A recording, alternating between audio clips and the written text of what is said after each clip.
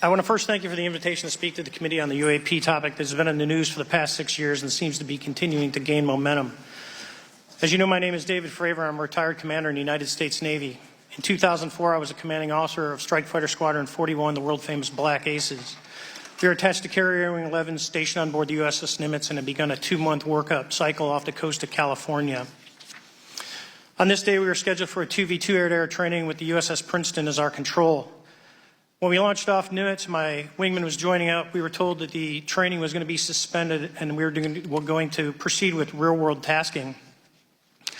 As we proceeded to the west, the air controller was counting down the range to an object that we were going to, and we were unaware of what we were going to see when we arrived. The controller had told us that these objects had been observed for over 2 weeks, coming down from over 80,000 feet, rapidly descending to 20,000 feet, hanging out for hours, and then going straight back up. For those who don't realize, above 80,000 feet is space. We arrived at the location at approximately 20,000 feet, and the controller called merge plot, which means that our radar blip was now in the same resolution cell as the contact.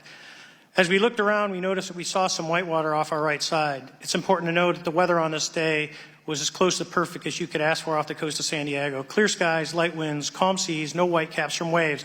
So the whitewater stood out in a large blue ocean.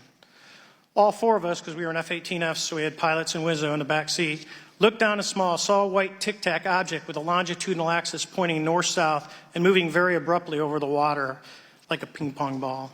There were no rotors, no rotor wash, or any sign of visible control surfaces like wings. As we started clockwise towards the object, my Wizzo and I decided to go down and take a closer look with the other aircraft staying in high cover to observe both us and the tic-tac.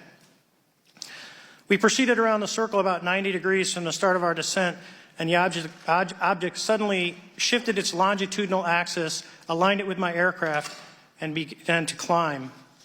We continued down another 270 degrees, nose low, where the tic-tac, or we considered 270 degrees to where, and we went nose low to where the tic-tac would have been. Our altitude at this point was about 15,000 feet, and the tic-tac was about 12,000. As we pulled nose onto the object, within about a half mile of it, it rapidly accelerated in front of us and disappeared. Our wingman, roughly 8,000 feet above us, lost contact also. We immediately turned back to see where the whitewater was at, and it was gone also. So as we started to turn back towards the east, the controller came up and said, "Sir, you're not going to believe this, but that thing is at your cap point roughly 60 miles away in less than a minute." You can calculate the speed.